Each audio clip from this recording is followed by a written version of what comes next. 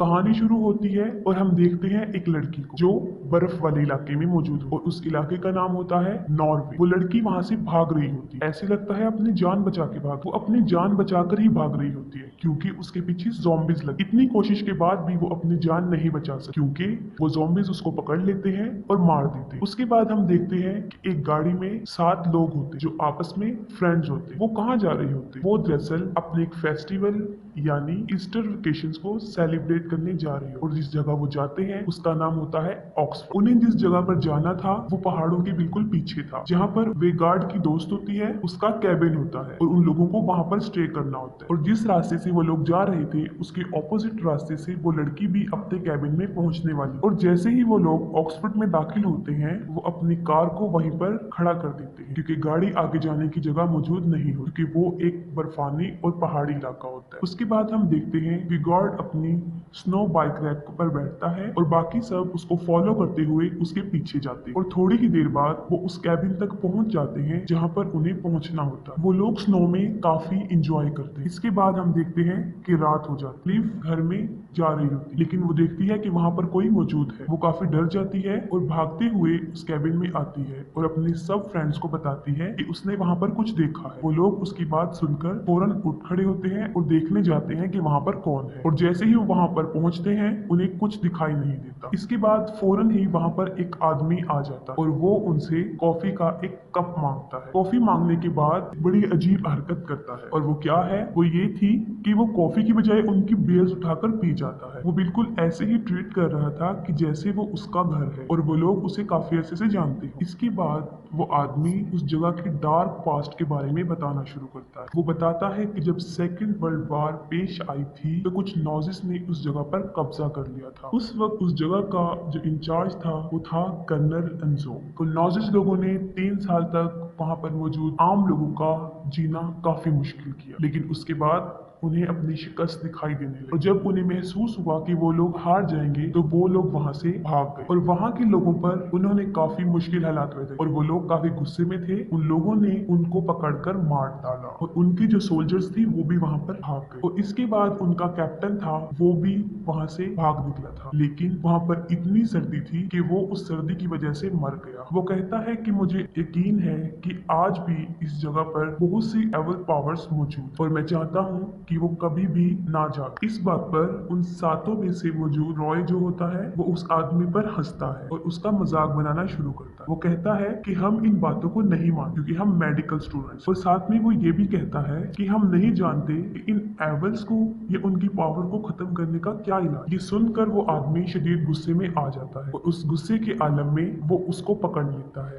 और कहता है कि जब तुम्हारी आंतों को बाहर निकाल दिया जाएगा क्या इसका इलाज है तुम्हारे पास? उस हालत में तुम क्या करो? वो उन लोगों को वार्निंग देता है और वहां से चला जाता है और कुछ फासले पर वो टेंट लगाता है। उसे भूख लगी होती है और वो खाना खाता है और थोड़ी ही देर बाद कुछ आवाजें सुना, लेकिन उसे नहीं पता होता कि ये किस चीज की आवाज। वो पता लगाने के लिए देखने जाता है कि ये किसकी आवाज है। तो कुछ फासले पर उसको एक ज़ॉम्बी खड़ा हुआ नजर आता है। वो उस ज़ॉम्बी से अपनी जान बचाने का सोच रहा होता है कि अचानक दूसरा ज़ॉम्बी उसके पास आता है और उसके गले को काट दिया जाता है, लेकिन फिर भी कोशिश करके हिम्मत करके वो उस ज़ॉम्बी से अपने आप को छुड़ाता है और फौरन अपने टेंट में चला जाता है, लेकिन उसके साथ ज़ॉम्बी भी चला जाता है और वो उसको वहीं पर मार डालता है। उस आदमी की बातों का विगार्ड पर काफी असर हुआ था और उसको अपनी दोस्त सारा की बहुत फिक्र हो रही और वो ये फैसला करता है कि वो सारा को ढूंढ कर लाएगा और वो अपने दोस्तों को कहता है कि मैं जा रहा हूँ और अगर मैं कल तक वापस ना आया तो हमारी कार जो खड़ी है वो उसके पास जाएं और वहां से हेल्प ले सकते हैं। इसके बाद विगर्ड वहां से चला जाता है और जैसे ही वो वहां से चला जाता है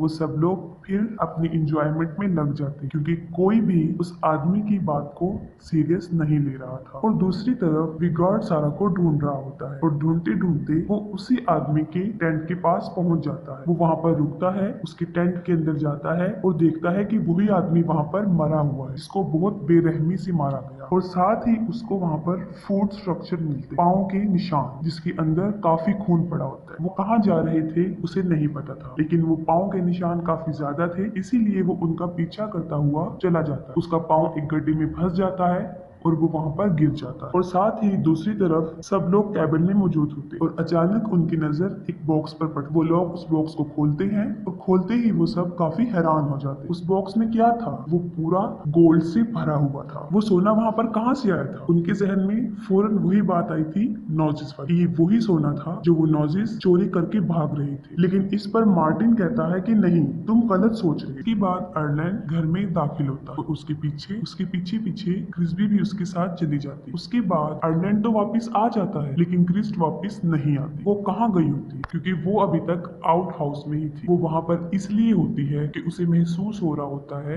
कि शायद आयरलैंड उसके साथ कोई मजाक कर रहा होता है, क्योंकि उसे ऐसा महसूस होता है कि उसे बाहर से कोई देख रहा है। अभी वो ये सोच ही रही होती है कि अचानक से एक ज़ॉम्बी उस पर अटैक कर देता है। वो काफी चीखती चिल्लाती है और अपने केबिन की तरफ भागती है। और जो लोग कैबिन में मौजूद होते हैं उन्होंने काफी लाउड वॉल्यूम में म्यूजिक लगाया होता है, जिसकी वजह से क्रिस्ट की आवाजें उन तक नहीं पहुंच। लेकिन हैना सुन लेती है। वो फौरन म्यूजिक बंद करती है और देखती है कि ये किस चीज की आवाज। वो बाहर की तरफ देखती है। तभी क्रिस्ट को ज़ॉम्बी पकड़ लेता है और वो ज़ॉम्बी क्रिस्ट को अपने साथ पकड़कर ले जाता है। हैना काफी देर तक बाहर देखती रहती है लेकिन उसको बाहर कुछ नजर नहीं आ रहा होता। वो सोचती है कि यहाँ पर जरूर कोई गड़बड़ है। वो कहती है कि मुझे कुछ ठीक नहीं लग रहा होता। वहाँ पर मौजूद उसके 3 दोस्त होते, वो उनको लेकर बाहर आती है ताकि वो क्रिस्ट को ढूंढ सके। वो चारों लोग मिलकर क्रिस्ट को ढूंढते हैं लेकिन क्रिस्ट उनको नहीं मिलती। उन्हें क्रिस्ट तो नहीं मिलती लेकिन वहाँ पर एक बैग मौजूद होता जो कि सारा का होता, इसका वो कैबिन था। अब उन लोगों को उस जगह के बारे में डाउट होने लगा और वो लोग उस जगह को अच्छा नहीं समझ। और हैना मुसलसल बाहर देखती है। हैना बाहर देख रही होती है कि अचानक वो देखती है कि वहाँ पर क्रिस्ट आ गई। इसको देखकर वो काफी मुतमईन हो जाती। क्रिस्ट को थोड़ी देर देखने के बाद वो देखती है कि वो सिर्फ क्रिस्ट का सर था। वो काफी डर जाती है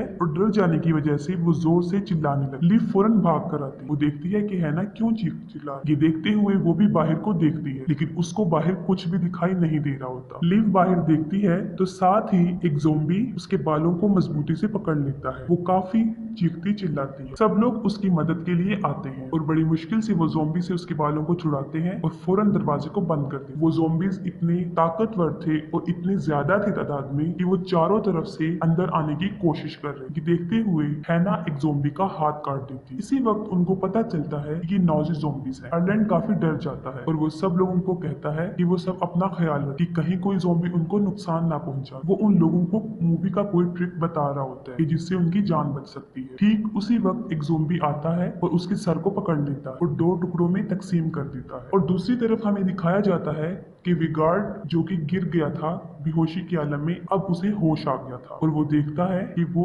वो तो एक केव में फंसा हुआ है। वो वहां से एक लकड़ी उठाता है, उसको आग जलाता है ताकि रोशनी हो और वो दोबारा अंदर जाकर देखता है कि वो क्या है। तब उसे पता चलता है कि वो एक खुफिया रास्ता है और वहां पर काफी चीजें मौजूद होती, जैसे कि वहां पर उसको हथियार मिलते जो कि जर्मन की और उसके साथ काफी हेलमेट्स भी होते हैं। वो हेलमेट्स को देख रहा होता है कि वो देखता है कि उन हेलमेट्स के साथ सारा का सर भी पड़ा हुआ है वहां पर, जिससे ये जाहिर होता है कि सारा मर चुका। ये सब देखने के बाद वो उस टनल से बाहर आता है और जैसे ही वो बाहर आता है एक ज़ॉम्बी उसको पकड़ लेता है, लेकिन वो फिर भी ज़ॉम्बी से मुकाबला करता है और अपनी जान बचाने की कोशिश करता है। लेकिन ठीक उसी वक्त एक और ज़ॉम्बी जो कि जमीन में से निकल रहा होता है और दूसरी तरफ बाकी लोग जो कि कैबिन में मौजूद होते हैं वो एक प्लान बना रहे हो। वो कहते हैं कि 2 लोग जो ज़ॉम्बी को बातों में लगाएं, मतलब उनका ध्यान इधर उधर बटाएं और बाकी 2 लोग जो कि वहां पर गाड़ी से मदद लेकर आए। इसके बाद हम देखते हैं कि मार्टिन और रॉय जो कि उन ज़ॉम्बी का जहन इधर उधर करने आते कि वो उनकी तरफ मुतवज्जा ना हो और दूसरी तरफ हैना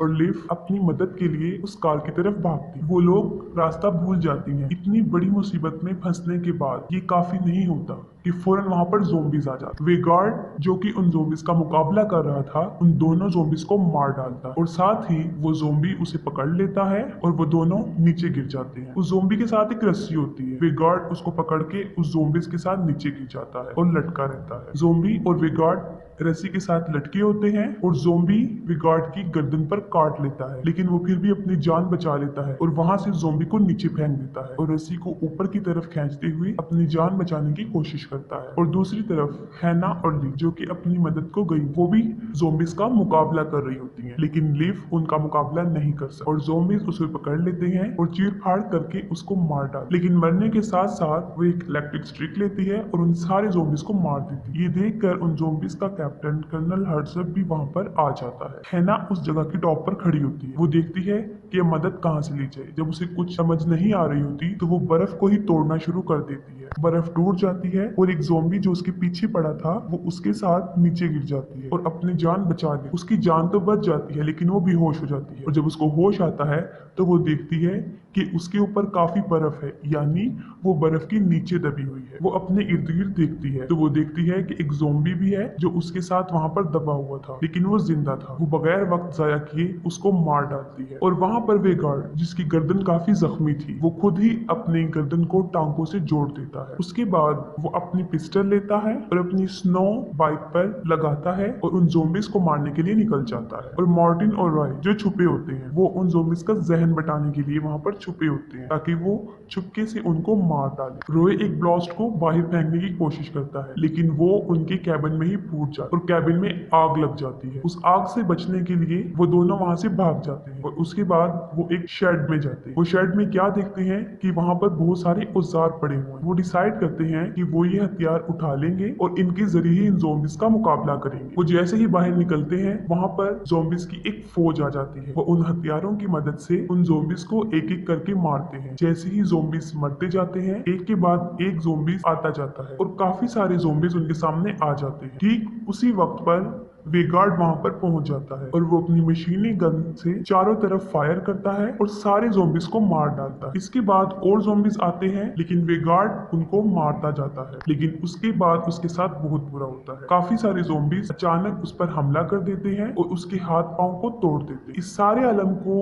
उसके दोनों दोस्त भी देख रहे हैं और मार्टिन काफी गुस्से में आ जाता है और गुस्से में वो उन ज़ॉम्बीज को अंधाधुंध मारना शुरू कर देता है। जब वो ज़ॉम्बीज को मार रहा होता है तो ठीक है ना उसी वक्त पर वहां पर पहुंच जाती है और वो भी गार्ड के पीछे खड़ी होती है। वो समझता है कि वो भी एक ज़ॉम्बी है और वो फौरन उस पर भी अटैक कर देता है और उसकी गर्दन पर कुल्हाड़ा मार देता है। वो काफी जख्मी हो जाती है और वो मरना शुरू हो जाती है। मार्टिन जब ये देखता है तो वो काफी सैड हो जाता है, लेकिन ये वक्त उनकी अफसोस करने का नहीं था बल्कि जान बचाने का था, क्योंकि उसके सामने काफी सारे ज़ॉम्बीज की एक फौज खड़ी हुई। मार्टिन उनको मार रहा होता है। उन ज़ॉम्बीज में से एक ज़ॉम्बी उसके हाथ पर अटैक करता है और उसे मारता है। जब वो ज़ॉम्बी उसके हाथ पर काट रहा होता है तो उसको फौरन उस आदमी की बात याद आती है और वो फौरन कुल्हाड़ी लेकर अपने हाथ को काट देता है। हाथ को काटने के बाद वो काफी खुश दिखाई देता है क्योंकि वो इस बात पर खुश होता है कि अब वो भी उनकी तरह ज़ॉम्बी नहीं बनेगा। वो वहां खड़ा होता है और फौरन एक ज़ॉम्बी जमीन से निकलता है और उसको दांतों से मार डालता है, लेकिन फिर भी वो अपनी जान बचाने की कोशिश करता है। वो चीखता चिल्लाता रहता है, वो गुस्से में होता है और वो पाँव से उस ज़ॉम्बी को मारना शुरू कर देता है। वो सारे ज़ॉम्बीज को मार देते हैं, सिर्फ जो रह जाता है वो होता है हर्ज़ोग। वो सोचते हैं कि हम फौरन हर्ज़ोग को मार दें और अपनी जान छुड़ा के वहां से भाग, लेकिन हर्ज़ोग मुंह खोलता है और मुंह से कुछ बोलना शुरू कर देता है जिससे सारी जमीन हिलने लगती है। वो मुंह से बोलता रहता है, जमीन हिलती जाती है और एक एक करके उस जमीन में से वो मुर्दा ज़ॉम्बीज उठ रहे थे और फिर से एक फौज बन गई। उन लोगों को लगता है कि अब वो काफी मुश्किल में है, इसलिए वो दोनों वहां से अपनी जान छुड़ाकर भागने की कोशिश करते हैं। हर्ज़ोग देखता है कि उसके पाँव के पास एक हथौड़ी पड़ी है। वो लोग भागते हैं और रॉय का पाँव किसी झाड़ी में फंस जाता है और फौरन हर्ज़ोग उसके पास पहुंच जाता है। साथ ही उसका दोस्त हर्ज़ोग के सर में हथौड़ा मारता है। जब वो हर्ज़ोग को मार रहा होता है तो वहां झाड़ियों में मौजूद एक टहनी उसके पेट में चली जाती है और उसकी सारी आंतड़ियां बाहर आ जाती है। वो फौरन रॉय के पास जाता है, उसकी पॉकेट में हाथ डालता है और वहां से एक घड़ी निकालता है और फौरन सोच में पड़ जाता है, यानी उसकी जहन में क्या चल रहा है। वहां से भागता है और उसी कैबिन की तरफ जाता है जहाँ पर वो रह रही होती है। वो देखता है कि कैबिन बुरी तरह जल रहा है। वो फौरन कैबिन में दाखिल होता है। किसी तरह वो उस खजाने को जिसमें गोल्ड था उस बॉक्स को उठाता है और इसके बाद वो उन ज़ॉम्बीज के कैप्टन को वो पकड़ा देता है, जिससे वो काफी पुरसुकून लगते हैं। इसके बाद मार्टिन अपनी जान छुड़ा के वहां से निकलता है और अपनी कार के पास आ जाता है और जैसे ही वो वहां पर पहुंचता है वो गाड़ी के अंदर बैठ जाता है और वो गाड़ी स्टार्ट कर रहा होता है कि फौरन उसकी जेब से वही वाला कॉइन जो हैना ने चोरी से डाला था नीचे गिर जाता है और फौरन उसके सामने हर्ज़ोग आ जाता है जो कि बुरी तरह चिल्ला रहा होता है और वो उसका शीशा तोड़ने की कोशिश करता है और इसके बाद मूवी द एंड हो जाती है।